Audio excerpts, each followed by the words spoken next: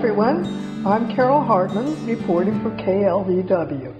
This is another episode of Carol Sees Changes. Oftentimes we report on new things that are happening in the village, often related to equipment, sometimes businesses. But this time I have the privilege of sitting here in the Queen Mary room with Jackie Ascione, Ascione, but that's close enough. Ascione. See, I knew I would get it wrong. And get to interview our new community manager. So Jackie, can you give us a little background? I know you've been very good about putting things in the bulletin and stuff like that, but I want to do something for our television audience. Sure. Thank you for having me, first off. Oh, no problem. So I grew up here in Toms River, with a couple brief steps to other towns when I was young. A lifelong resident of Ocean County. I've worked in numerous jobs, as I'm sure my resume was circulated, in government for 15 years and in HOAs. Family business, which was a florist, I think it was here for 80 years, with greenhouses on Route 9 in Toms River. I have 2 children that I fostered and then guardianed and adopted when they were in their young teens. Wow. And the beauty of that is I have 4 amazing grandchildren. I'm a major animal pet advocate. I rescue, I rehome. I've had up to 5 dogs in my house. I don't know why. Do you walk 5 dogs? No, back then there was a very old one, a very young one, and I was rehoming them. I do walk my 2 dogs every morning, 5:30, except on weekends when I sleep in a little bit. I took up horseback riding about 6 years ago. I had done it as a kid. My granddaughter was taking lessons. She's very good, and she points out that she's much better than I am. And so it hasn't been recently because of the weather and stuff, but I horseback ride at a farm in Allentown, I think it is. And, you know, I have the same horse. It's not mine, but she's my favorite. I volunteer for the 200 Club of Ocean County, which is a nonprofit for first responders. There is one in every county in New Jersey. And we aid first responders who get injured in the line of duty or, you know, even coming home from work. There was just a police officer that was in a serious accident on his way home from his shift. We show up with checks immediately for the family for whatever need they have. We give out awards to heroic efforts in Ocean County for different police, fire, medics, lifeguards occasionally. And we have a scholarships at Ocean County College, and we have an award ceremony, and I mentioned that already. And at Christmas, for the police officers, first responders again, who have had a tragedy, we show up with gifts for their children and spouse. Wow. It's a really good organization. Again, I never heard of this organization before. Yeah. I think it's wonderful. And I'm going to do a plug. When you sign up, you get a little gold courtesy card that if you should ever get, into a minor motor vehicle infraction, most police officers honor that. You get a picture for a shield for your window, a plastic shield. And it's just really good. We've done some amazing things, and it's very emotional when you go and, meet the families of the people who have had tragedy. How much time does something like that That take? really isn't bad. I mean, you get a lot of emails and texts if something happens, so you can vote to approve the money. We meet about 4 times a year. I run the I run the awards ceremony. We sell raffle tickets to raise money. And you go to 1 or 2 of the events that maybe the police chiefs have or the fire company has, the graduation. But there's a bunch of trustees, so we take turns. That's great. My dad started the Ocean County chapter. It used to be Ocean Monmouth like 30 years ago. So through attrition, when he passed, my mom became a trustee, and then I became a trustee. So wow. Yeah, it's a family thing. So you have a long family history here. Yeah, my dad was a volunteer fireman, and he started the Pleasant Plains First Aid Squad. So, in the 50s. So that's fantastic. Friends in my family. Geez, I don't have that much connection to Ocean County. I wish I did. How long have you been here now? 2 months. 2 months. 2 whole months. And what did you know or expect about the village when you came? Has it been about the same? It's It's bigger projects than I expected. I've worked in quite a few HOAs. I knew the area. I knew Leisure Village. I was around when it was built. Yeah. My father's aunt was one of the first residents. Oh, really? Here, yes, when it was still being developed. In the old section? Yes, in the old section. And I delivered flowers here for the family, so I knew the layout. And just, had friends in Manchester. I worked in Lakewood. I worked 2 places in Lakewood, 1 in Brick. So I was very aware of the village. I actually remembered most of the roads, not how confusing some of the courts are, but, how to cut through. So I was aware of it. I knew the size. I had researched it before I had even applied, when I heard that the position was open. And it has a lot of similarities. HOAs, have very many similarities, but you have a unique set of issues. You guys do a lot of services for your community. And I know this isn't going to be popular, but for what you pay, you get a lot, because what the condos and other places pay, they don't do anything inside your home. I agree. I know every community. Yes, go to Four Seasons, go to Fairways. They have condos, they do work, but it's about the same HOA fee, and they never set foot in your house. We'll do a temporary emergency fix if a window breaks, but then everything's your responsibility. So you're very lucky here, and you have a great staff. I had worked with a large staff in unions when I was in government. In one of the HOAs, it was similar. In 2 of the HOAs, it was a management company. So that changes what you do. But I had worked in the original Greenbrier, and everything was in-house. So very similar. Like I said, some of your projects are unique. Some of the concerns are unique, but there always is specific issues for each HOA. And that's what's different, really. I want to say something and interject something here that's not relevant to what we're talking about right at the moment, but maybe it is. Some of our viewers may hear a noise in the background, and that's the sliding door opening and closing all the time into the Queen Mary room here, because when I came in, I noticed there were men working on that outdoor grill. And I was wondering if you had any update or information about that. Well, I'm glad they're working on it, and that's obviously what's triggering the door. Yeah. Yes, it was open this weekend to use the patio. The kitchen was closed. We're finalizing some work, and then as long as Manchester gives us our final approval, the kitchen will be open. We're hoping for early next week. So, oh, really? I hope I didn't jinx us, if I can knock on wood. There's been some ongoing issues with it. The township, is very particular, and, they don't always tell you, you have to do Oh, wait, I forgot to tell you this has to be done. So luckily we got the permission to open the patio this weekend in the heat, and, hopefully next week. I'll be able, I'm hoping to announce it. It's ready at the meeting next week, but if not, I'll give an update as to why it's not. I noticed that when I came in that the fans were going. I don't remember seeing them going before. So. That's all hooked up. They're remotes, so we're trying to see if that's, they have little remotes, so we're trying to see how that works out, if they have to be, rewired, but hopefully not.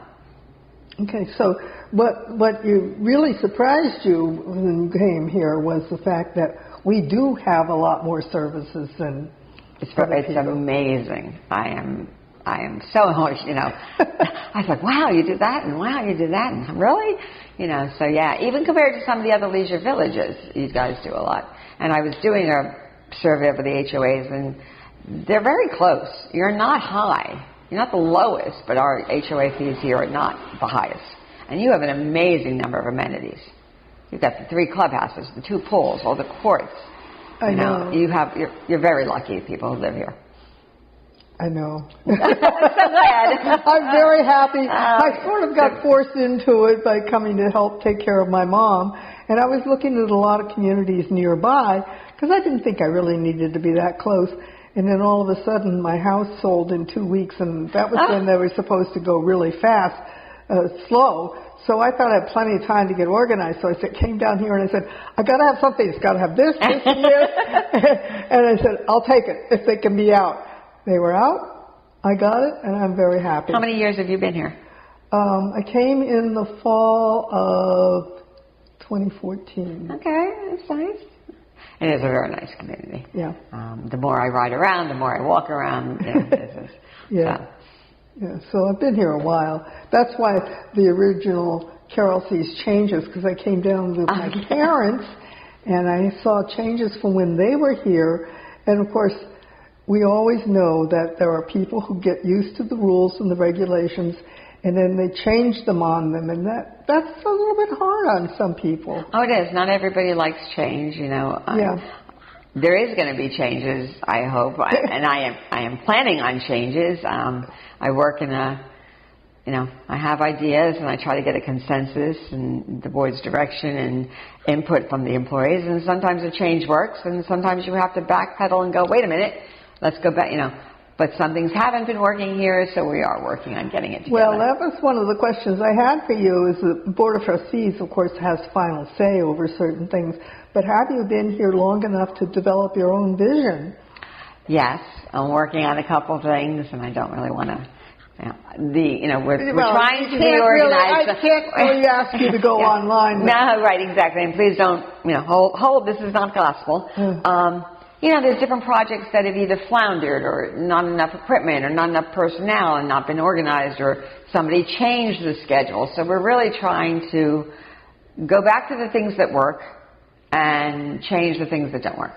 And you got a combination of everything. So, I know that the grass is a concern, though most places it looks really nice after all this rain. It looks really good. I'm not complaining. Yeah, there's a couple areas that have been problematic. They're very sandy. They have too many trees. I did see one lawn that I was concerned with, but I think overall this year good. And I was talking to a past board member, and we were saying people have to understand water is an issue. You had a drought last year. So, a little bit of non-maintenance and then a water problem because you are under a restriction on how much you can use, that messes everything up, and it takes grass a while to recover from a drought. Hopefully we won't have that. This year we've had more rain than I would like because I miss going to the beach, but most of the lawns look really good right now. Yeah, they do. The trees are an issue. Some of the siding projects. All of them. Sometimes they get delayed. Sometimes they get stagnant. Other things come up. So we're trying to get everything on track. You hit on a couple personal things that I have. Personal problems. One of them is a concern for the trees, because I notice we have a lot of trees that are either dead or dying, and they aren't marked for being taken down. Same concept. What I've found is the jumping around if it's an emergency, it needs to be addressed. But this person needs a tree down and this person. By jumping around to different sites, it's totally inefficient, because he drives to one tree, then the other one's on the other side. Emergencies are an issue, obviously. There's some people who've been waiting a long time. There's some trees that we're going to have to look at an outside contractor. Not a lot of them, but they're way too tall, way too big, too close to the house, that we're not capable of doing even with our lift truck. So that, we're putting them in a little group to see how that pricing would go. But we're trying to do areas. And some people are not going to be happy, but it's much easier to stay on one street, trim a bunch of branches, take down the 2 or 3 dead ones. So we do have the emergent ones that are serious dangers, but that's another thing we're trying to organize. Yeah. And tree removal can go through all the year, as long as it's not windy or snowy. Right. So that doesn't have to be done in the summer when you're doing other projects. Yeah. My roommate had one of those trees that was planted too close to the house, and it was gigantic. Yeah, and that's the problem. They were very concerned about what it was going to do to their slab, not their foundation. We don't have basement. Well, then there's the 5-foot area issue. If it's in their 5-foot area, they have to take it. It was just on the edge. Yeah, they have that borderline. And I think that they did that a lot intentionally, not even thinking ahead. That the contractor, I've noticed that there are several large trees next to. Yeah, the developers, and it's a while ago now, and 50 years is long for a tree, so they're becoming overgrown if they're not already. But just knowing developers and being through transitions, they put the cheapest trees they can find, and they don't always have a plan. Pine. Right, exactly. And if the plan for if their proposal and their public offering statement said so many areas of trees, they're just putting whatever they can find in it. And then they're not worried about, after they get through transition, they're not worried about the HOA. Yeah, my roommate had to have an outside contractor come because her tree was so huge. And then they took down the most of it, and there was this giant monolith there for months. Exactly. Yeah, it is. So, and you are a 50-year-old community, so stuff happens. It's a lot of work, though. It is a lot of work to get those trees down. Yeah, it really is. So. And the other issue I had, of course, is water-related, but I think it's related to Comcast. I'm not sure. I was away for a week, and I came back, and we have no water. And I'm trying to find out. No water in your house? Huh? No water irrigation or no water in your house? No irrigation. Oh, okay, yeah. Yeah, water at the house is fine. I'm not sure. There were 2 wells down. There's one that's still not working at all. Okay. And if you call me, I'll double check, because with 58 wells, I don't have all the locations in my head. Yeah, that's okay, because I had called twice, and I said, if there's a problem, I just want to know what the problem is. Okay. And she didn't know. When we leave here, I'll take down your address. So that's all right. I'll get you an answer. Why? Yeah, I'll make sure why I know it's not working. Yeah, I don't know. I mean, we never had a problem before, so maybe the will is just... My son says I have a technology face. Now, he's 40, so he's even talking about 25 years ago when he first came to live with me, and he says, when I get frustrated with whatever, the phone, I have a face. And then after a couple minutes, I go, Darren. Now I call my granddaughter because she's 15. And she takes the car and here's your Apple CarPlay, and they're amazing kids. I have a son that's only an hour away, but I don't get to see him very often because he's very busy. And my daughter is in Seattle, and my grandchild is in Seattle. And so they are my people I get. They can talk you through anything, right? Can you do this for me? Can you do that for me? Yeah, it's amazing. Yeah. Speaking of technology, I noticed now when you call about a complaint, they give you a work order number. And is there a status check on the work order? We're working on that, yes. And there should be updates given. There was a work order system installed in 2020 or something. Oh, forget it. No, that maintenance was using, but grounds really wasn't. So that kind of changed you're still doing something manually, and the follow-ups weren't the same. So we're encouraging everybody to use the website or emails, because sometimes phones, get lost in the shuffle, and the phones, we have a lot of calls. Sometimes people call 3 and 4 times. That ties up the voicemail. So we're trying to get everything more computerized so that you can check a status yourself. It might not be the answer you want, but you'll know that it's not lost in the shuffle. So we're working on that and changes. Because I know that they've got these special programs, and that's hard to... Yeah, and, it has changed again. And when you were doing things manually, even as good as you are on the computer, taking it and changing it over takes a little bit of time and practice. So, another thing we're working on. I have a list. Well, there are lots of things to work on. There's never a lack of things to do around here. I had gotten a little bored at my prior employer, because I've been there 7 years, and there had been a lot going on for 3 or 4, and then we got, in a groove, and it was good, and, unless there was a project, my staff was running great, and I was getting a little, okay, what can I change? What can I ask the board to look at? And we were doing those kind of things, and I left 3 pending projects, which I've actually been calling up and saying, did they get done? Did they get done? So this is definitely a challenge, and, definitely not bored. Well, I did want to say that there are always complaints here. I know that. Nothing is perfect. A community this size, with individuals coming from many past experiences, having different standards, and the complaints are just flourishing when in that environment. But I have to tell you and congratulate you, because several of us, and it is not just me, have been impressed with the care you take to follow up on issues. Oh, thank you. And communicate with us afterwards. Oh, thank you. I really try, and that takes a lot of my day. But, you need to, even if I can't give you the answer you want, at least let me acknowledge that this is the way it is, and I'm sorry, but here it is. So and you're not just sitting out there. I mean, I try to get back to everybody within 48 hours. That's my goal because there's so much going on. You do have some impatient people who, call a couple of times and email in the same day. But, when I do get back to them, I might have missed one or two, but I really try for a 48-hour window. Yeah, it's really hard because, there were a lot of people here with a lot of different different issues. Yeah. And some you can answer quickly, and some need some research. So I ask everybody, give me some time because I'd like to research your problem. I just don't want to say, you're on a list. Those are like my least favorite words. So, I see you called, okay. Yeah, right. And so I try to acknowledge and, I'll send in a work order. But thank you for that. I really try.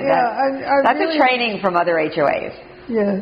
So, is there anything else that you think we should cover? Did we cover what CMCA is? What's on your email? Certified Manager of Community Associations. Okay, that's on your email response. Yes, it is because I do have a master's, but that was more useful. It was a good training tool and stuff. But the CMCA gives you access to a lot of networking classes. Current legislation, so you're not always, looking for things. There's a great data bank. So you pay whatever the registration is each year, and you get continuing education to keep up the CMCA. So they require you to stay informed.